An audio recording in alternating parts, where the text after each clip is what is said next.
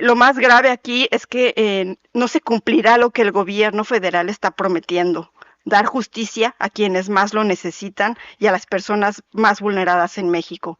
La reforma no permite este cambio ni esta mejora porque se está dejando de lado a las fiscalías, que son las responsables del gran índice de impunidad en casos de graves violaciones a derechos humanos.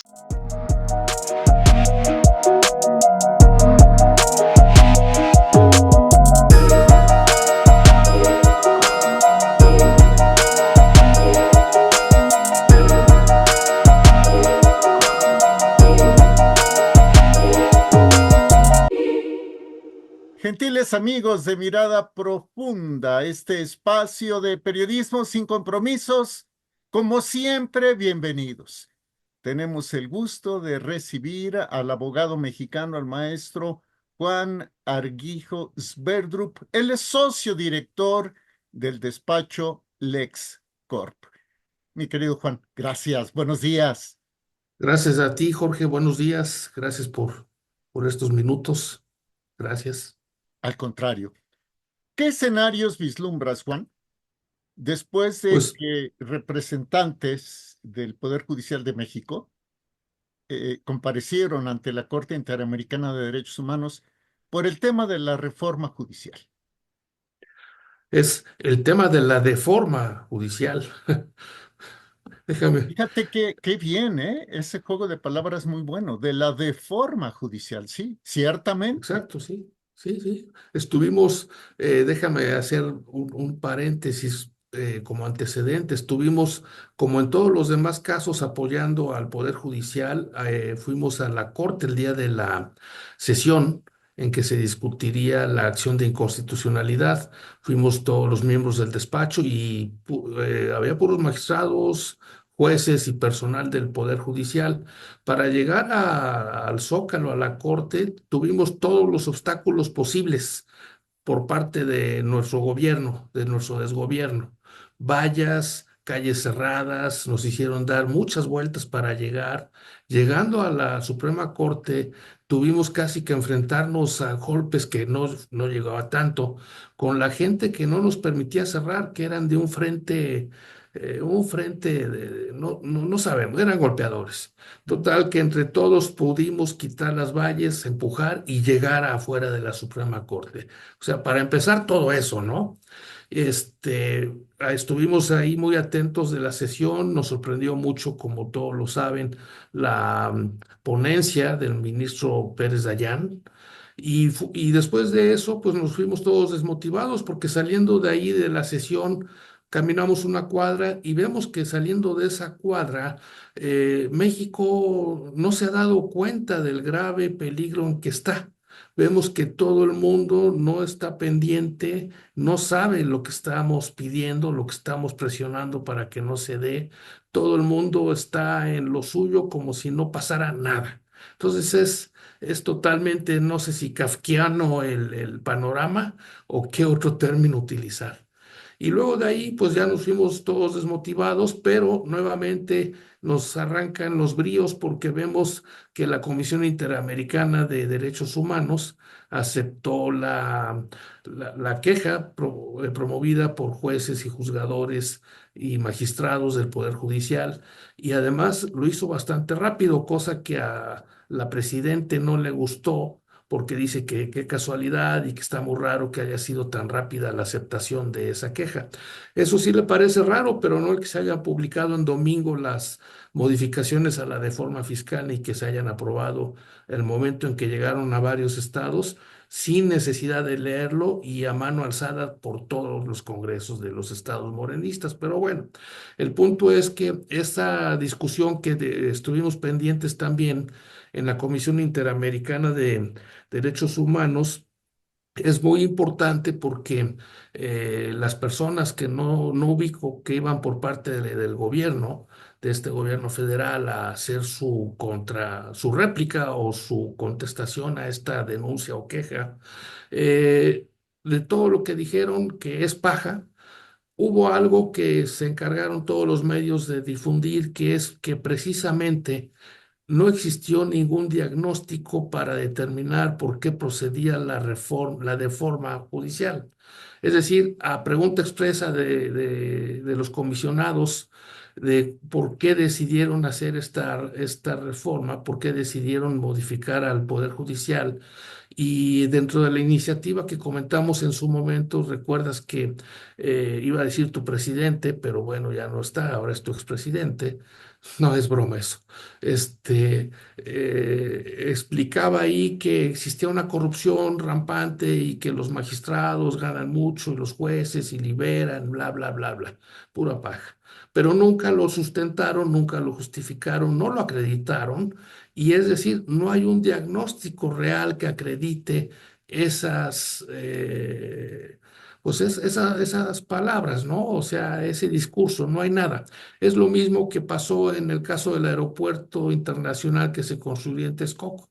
Dijeron, hay corrupción, se acabó. Se cierra y nos vamos a hacer otro más moderno, más eficaz, más grande, más bonito, y pues ya todos sabemos que es todo lo contrario, ¿no? Lo mismo pasó en el Poder Judicial.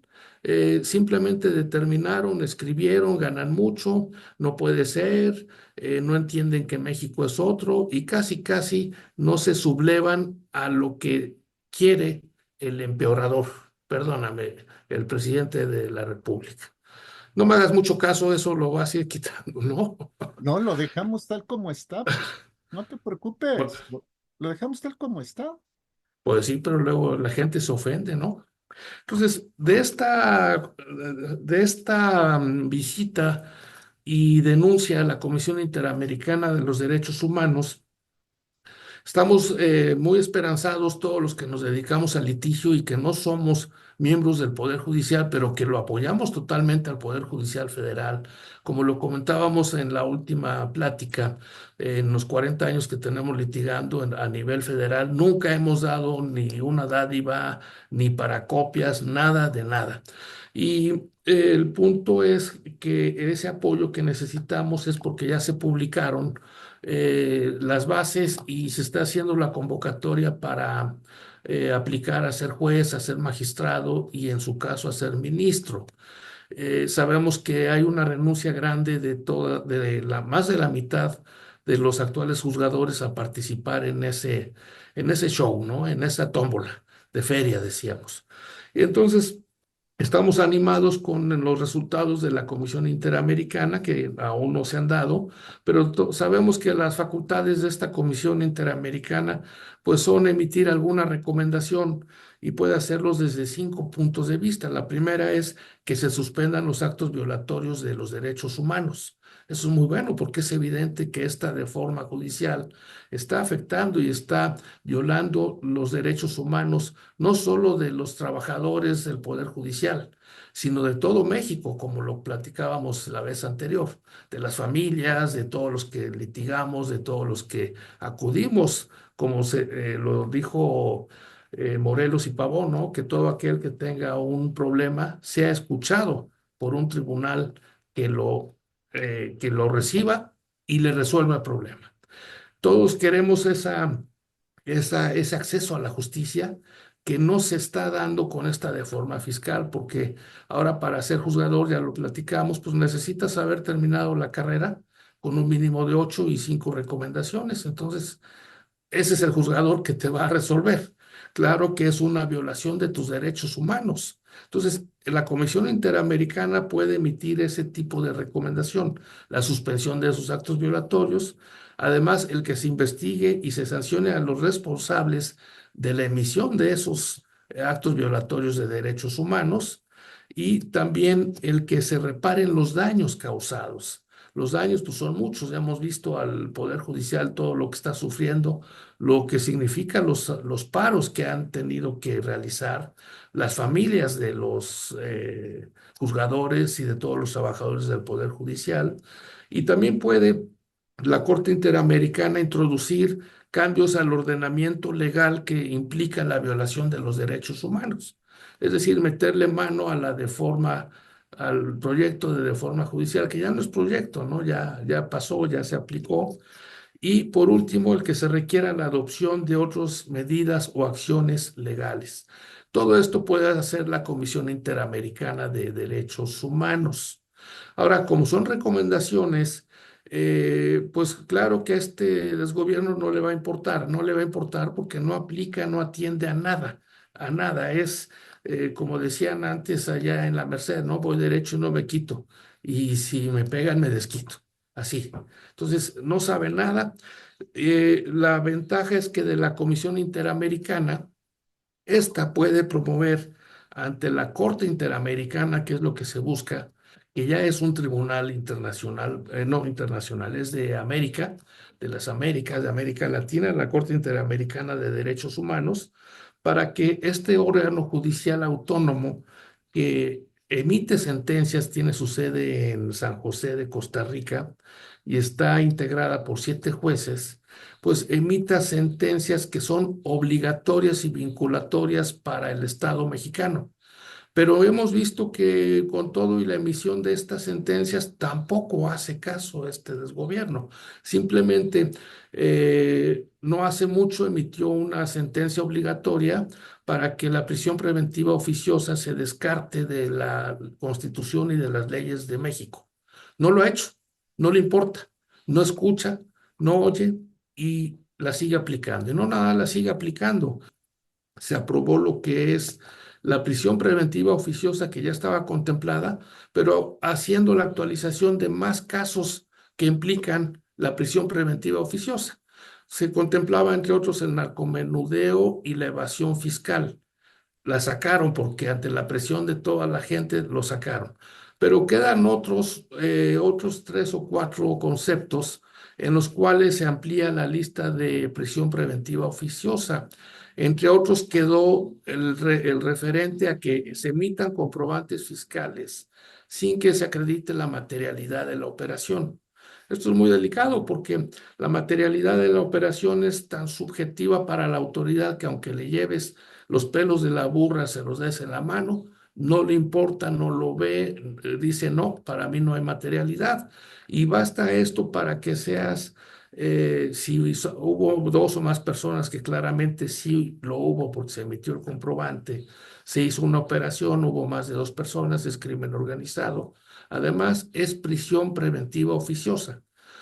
No sé cuándo vaya a pasar a la Cámara de Senadores esa discusión, que debemos estar muy pendientes, pero esto la Corte Interamericana lo tachó de violatorio de los derechos humanos y requirió a México que lo eliminara. No lo ha hecho. Entonces, es ahí donde vamos a entrar a una crisis, porque si la Corte Interamericana emite una sentencia, una jurisprudencia, un criterio obligando a México, un criterio vinculativo, para que se respete el Estado de Derecho y no lo hace, ya no sabemos qué más queda. Ahora sí que un organismo internacional del cual México es parte debería acatarlo, pero pues eso es lo que pudiera pasar, que si no lo acata, más bien no sabemos qué va a pasar. Lo que sabemos que va a pasar es que sí va a emitirse una sentencia que declare la violación de los derechos humanos del personal del Poder Judicial, llámese juzgadores y personal administrativo, como de todos los ciudadanos, de todos los mexicanos. Esa sentencia sería muy interesante y esperemos que sea rápida porque regularmente tardan varios meses en emitir una sentencia.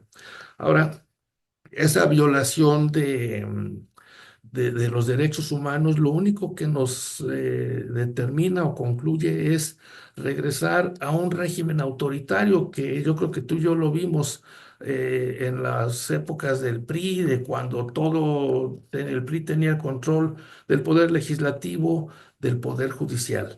Y veíamos cómo todos levantaban la mano, todos estaban dormidos, no les importaba lo que discutían. El poder judicial, pues también era controlado de alguna forma por el Poder Ejecutivo, hasta que se hicieron reformas a partir de 1997, que son las que nos ha dado una impartición de justicia pronta, eficaz, efectiva, y a través de organismos autónomos como son los tribunales y los juzgados. Ese Estado de Derecho se está perdiendo, ya no hay un Estado de Derecho. El Estado de Derecho, como sabemos, está compuesto de 4 cosas, ¿no? Una es el imperio de la ley. Pero si desde el sexenio anterior, tu expresidente dijo, no me vengan con que la ley es la ley, pues a todos los niveles ya lo vemos, a nadie le importa que haya una ley o que esté escrita cualquier disposición o restricción, porque pues la ley no es la ley. Entonces no hay un imperio de la ley, no hay un respeto de la ley, para empezar. Luego, el segundo requisito de un Estado de Derecho es la división de poderes. No hay división de poderes. ¿Recuerdas que platicábamos de la sobrerepresentación que fue totalmente ilegal e inconstitucional y no obstante se dio? Pues ahí acabó con lo que es el poder legislativo. Y ahora van por el poder judicial. Entonces, el poder judicial, el poder legislativo dependen del poder ejecutivo. Claro que no hay un respeto ni hay una división de poderes.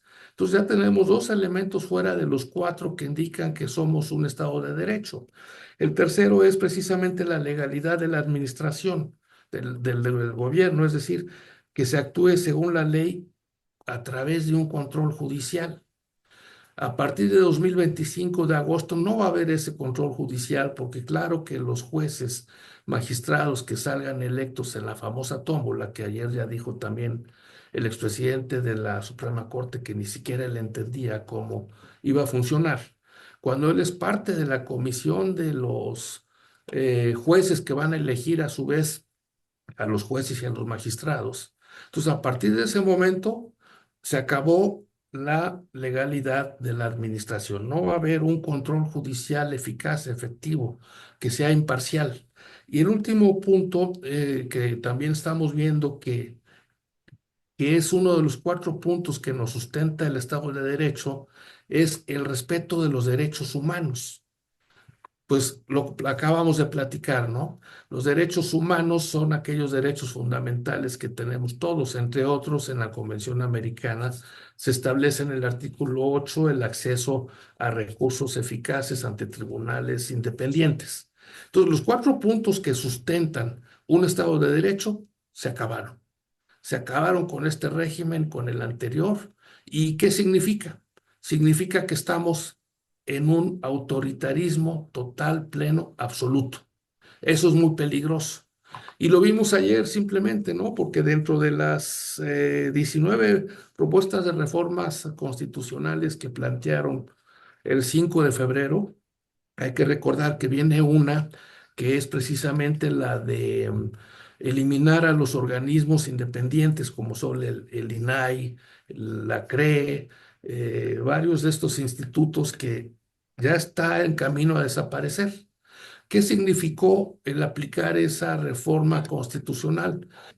Que Moody's, que para estos desgobernantes dicen, este amigo ni lo conocemos, no saben ni lo que es Moody's, esta agencia que califica el riesgo de invertir o no en los países, pues simplemente bajó de la calificación que tenía México de estable a negativo.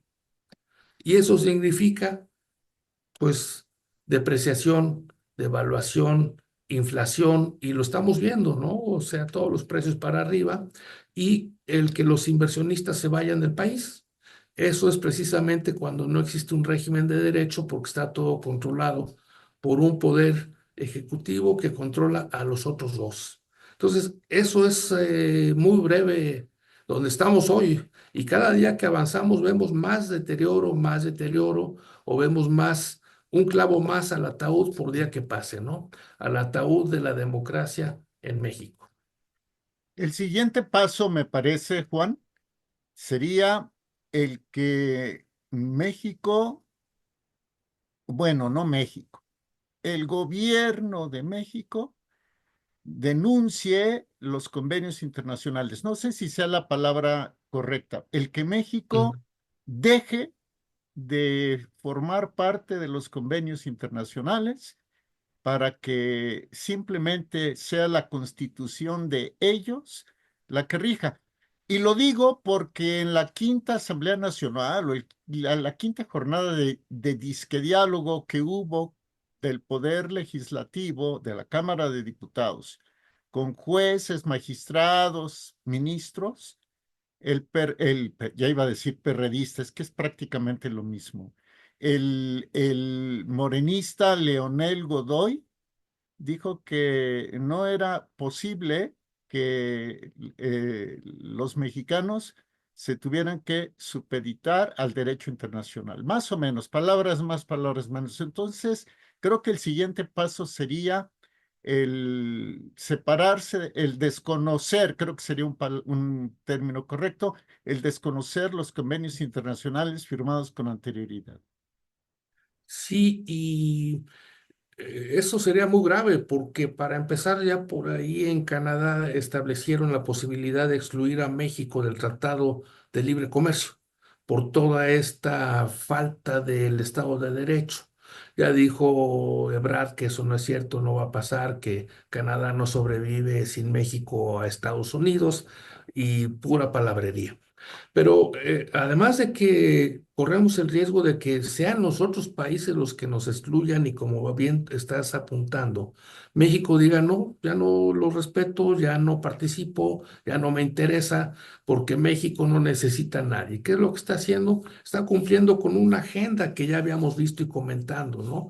Van a dejar a México aislado de todos los demás países, de cualquier intervención internacional de las comisiones o cortes de las cuales México ha sido miembro desde hace muchos años, como esta Corte Interamericana, y eso va a hacer que no nada más sea una dictadura, sino por ahí decían una dictadura bananera, ¿no? Donde aquí se hace lo que diga una sola persona, que ya sabemos quién es, que por cierto parece que está ahí pertrechada, ¿no? Pertrechado ahí en Palacio Nacional, ¿no?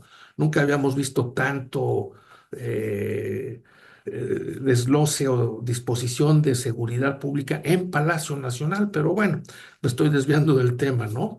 Sería muy grave porque precisamente México ha tenido inversiones y la gente extranjera, los inversionistas voltean a México por ser parte de esos tratados, por ser en su momento respetuoso de los derechos fundamentales y no nada de los derechos fundamentales, sino también de los tratados internacionales que bien comentas. Entonces, pues sí, es algo muy grave y no me explico por qué la mayoría de la gente no alcanza a percibir esto, ¿no?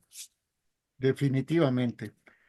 Juan, pues nos quedamos con que de la Comisión Interamericana de Derechos Humanos, el tema de la reforma judicial, de esta mal llamada reforma judicial, puede pasar a la Corte Interamericana de Derechos Humanos, que existe la probabilidad de que la Corte Interamericana de Derechos Humanos emita una sentencia, ¿sí? ¿Es correcto? ¿Una sentencia? ¿Es correcto? Sí. Una sentencia que pudiera ser desfavorable a la reforma judicial y que el gobierno mexicano la desatienda y que además de todo desconozca los tratados internacionales, la convencionalidad, escuché a algún abogado, creo que fuiste tú o alguno otro, la convencionalidad Convencionalidad. jurídica y al hacer todo eso, que, bueno, México quede aislado del resto del mundo, que pudiera haber represalias incluso por parte, no de Canadá, no solo de Canadá, sino de Estados Unidos. Trump no va a llegar a la Casa Blanca nada más así a darles apapachos y florecitas, pero que todo eso conlleve el que México se convierta no solo en una dictadura, como tú lo decías, sino en una dictadura bananera al servicio de una dictadura que quiere imponer a nivel global su forma de ser, vía el comercio, el confucianismo, etcétera, que es la dictadura china. El panorama está cada vez, te iba a decir más negro, pero en realidad ni siquiera es guinda. El panorama se está tiñendo de rojo, con estrellas amarillas. Totalmente de acuerdo y muy preocupante. Por eso no debemos dejar de empujar en que el régimen de derecho es lo que debe imperar siempre. Además, se me olvidaba decirte que hay varios juicios de amparo promovidos por varios juzgadores que están pendientes de resolver y que van en contra del fondo de la de forma judicial, porque no hay una sentencia que haya declarado constitucional esta de forma judicial.